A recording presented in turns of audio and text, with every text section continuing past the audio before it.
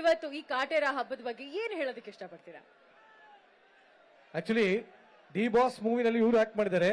ನಿನ್ನೆ ನೋಡಿದ್ರೆ ಇವರೇ ಬಿಗ್ ಬಾಸ್ ಮನೆಗೆ ಹೋಗಿದ್ದಾರೆ. ಒಟ್ಟಿನಲ್ಲಿ ಹೇಳಿ, ಒಂದೊಂದು ಚಿತ್ರದಲ್ಲೂ ಒಂದೊಂದು ವಿಭಿನ್ನವಾದ ಪಾತ್ರವನ್ನ ನಿರ್ವಹಿಸ್ತಾರೆ. ಹಿಂದಿನ ಸಿನಿಮಾ ನೋಡಿದ್ರೆ ಏನೋ ಕೂದಲೆಲ್ಲ ಬಿಟ್ಕೊಂಡು ಕುಂಕುಮ ಇಟ್ಕೊಂಡು ಏನೋ ವಿಚಿತ್ರವಾಗಿದ್ರು. ಇದ್ರಲ್ಲಿ ನೀವು ಏನಾಗಿದ್ದೀರಾ ಆಕ್ಚುಲಿ?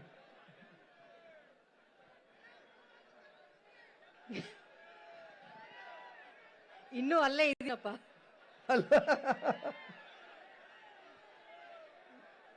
ಕಾಟೇರದ ಬಗ್ಗೆ ಮಾತಾಡ್ತೀನಿ. ಮೊದಲಿಗೆ ಕರ್ನಾಟಕದಲ್ಲಿ ಕಾವೇರಿ ನಮ್ಮೆಲ್ಲರಿಗೂ ಉಳಿದಿದ್ದಾಳೆ ಅಂತಂದ್ರೆ ಅದಕ್ಕೆಲ್ಲ ಮುಖ್ಯವಾದ ಕಾರಣ ಇಲ್ಲಿರುವಂತಹ ಮಣ್ಣಿನ ಮಕ್ಕಳು ಅಂತ ಹೇಳೋದಕ್ಕೆ ನಾನು ಹೆಮ್ಮೆ ಪಡ್ತೀನಿ. ಅಂತ ಪ್ರೀತಿಯ ಕನ್ನಡಿಗರಿಗೆ, ಕನ್ನಡದ ಕಲಾಭಿಮಾನಿಗಳಿಗೆ, ಎಲ್ಲದಕ್ಕಿಂತಲೂ ಮುಖ್ಯವಾಗಿ ಪ್ರೀತಿಯ ಸೆಲೆಬ್ರಿಟೀಸ್ಗಳಿಗೆ ನನ್ನ ಪ್ರೀತಿಯ ನಮಸ್ಕಾರಗಳು. ಕಾಟೇರ ಈಗ ನೀವೆಲ್ಲರೂ ಟ್ರೈಲರ್ ನೋಡಿದ್ದೀರಿ, ಬಹುಶಃ ಎಲ್ಲರೂ ಇಷ್ಟಪಟ್ಟಿದ್ದೀರಿ.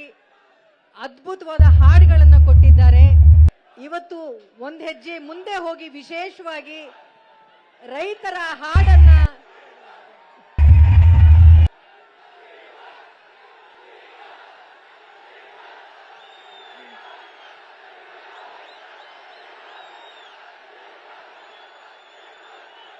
ಇದು ಒಂಥರ ಹಾಡಿದ್ದಂಗೆ ಇದೆ ಅಲ್ಲ? ಅಲ್ಲ, ಇದೆ ಅವ್ರಿಗೋಸ್ಕರನೇ ಈ ಹಾಡು, ಆ ಕೂಗಿಗೋಸ್ಕರನೇ ಈ ಹಾಡು.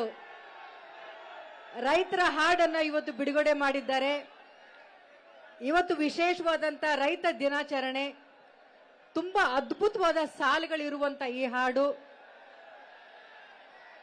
ಈ ಸಂಗೀತ ನಿರ್ದೇಶಕರಿಗೆ ತುಂಬಾ ಹೃದಯದ ಧನ್ಯವಾದಗಳನ್ನ ಹೇಳಬೇಕು. ಅದ್ಭುತವಾದ ಹಾಡುಗಳನ್ನ ಕೊಟ್ಟಿದ್ದೀರಿ ಹರಿಕೃಷ್ಣ ಸರ್.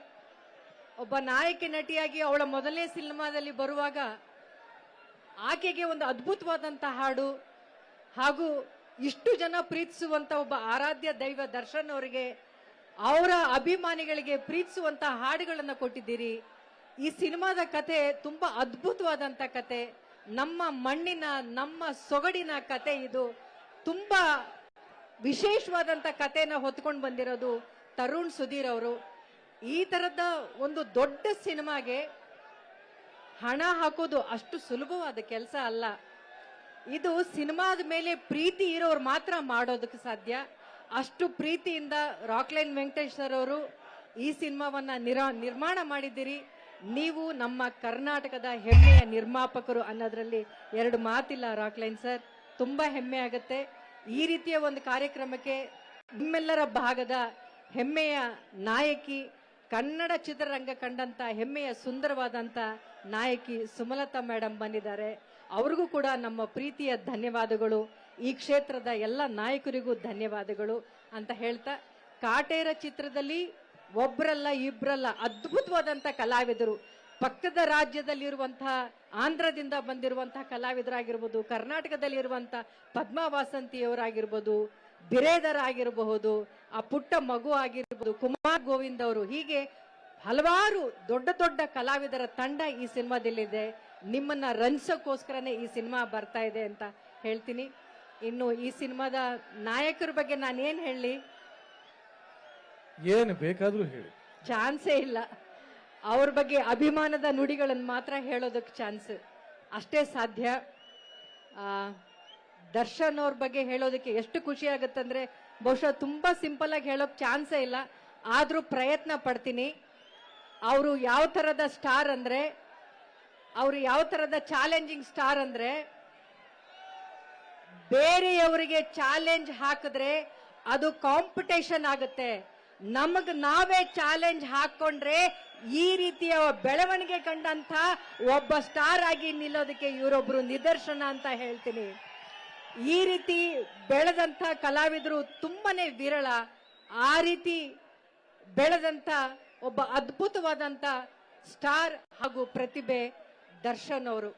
ಬಹುಶಃ ದರ್ಶನ್ ಅವರು ನಮ್ಮ ಜೊತೆ ಕೆಲಸ ಮಾಡಬೇಕಾದ್ರೇನೆ, ಆ ಶೂಟಿಂಗ್ ನಡೀತಾ ಇರಬೇಕಾದ್ರೇನೆ ಅವರು ಅವ್ರ ಎದೆ ಮೇಲೆ ಇರುವಂತಹ ಆ ಅಚ್ಚೆನ ಹಾಕಿಸ್ಕೊಂಡ್ರು.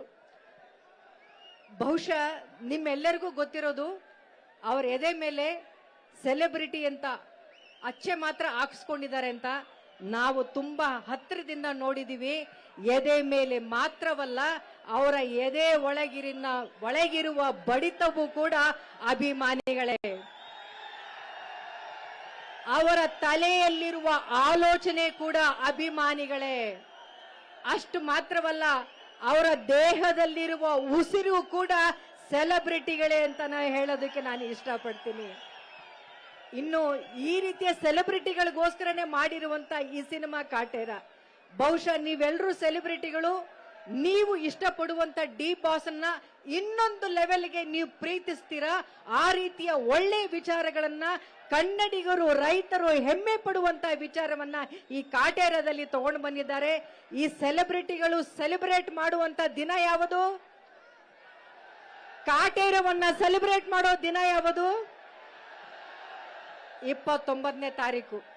ಬಹುಶಃ ಆ ಸಿನಿಮಾ ಇಡೀ ರಾಜ್ಯದಲ್ಲಿ ಕಾಣುವಂತ ಯಶಸ್ಸು ಹೇಗಿರ್ಬೇಕಂದ್ರೆ, ಮಂಡ್ಯದಲ್ಲಿ ಒಂದು ಹಾಡು ರಿಲೀಸ್ ಆಗಿರಬಹುದು, ಆದ್ರೆ ಮತ್ತೆ ಮಂಡ್ಯಗೆ ನೀವೆಲ್ಲರೂ ನಮ್ಮನ್ನು ಕರ್ಕೊಂಡು ಬಂದು ಈ ಚಿತ್ರದ ಶತ ದಿನೋತ್ಸವಕ್ಕೆ ಅಂತ ಹೇಳ್ತಾ ನಾನು 2 ಮಾತನ್ನು ಮುಗಿಸ್ತೀನಿ. ಜೈ ಹಿಂದ್, ಜೈ ಕರ್ನಾಟಕ ಮಾತೆ. Thank you so much. ಬಹಳ ಅರ್ಥಗರ್ಭಿತವಾದ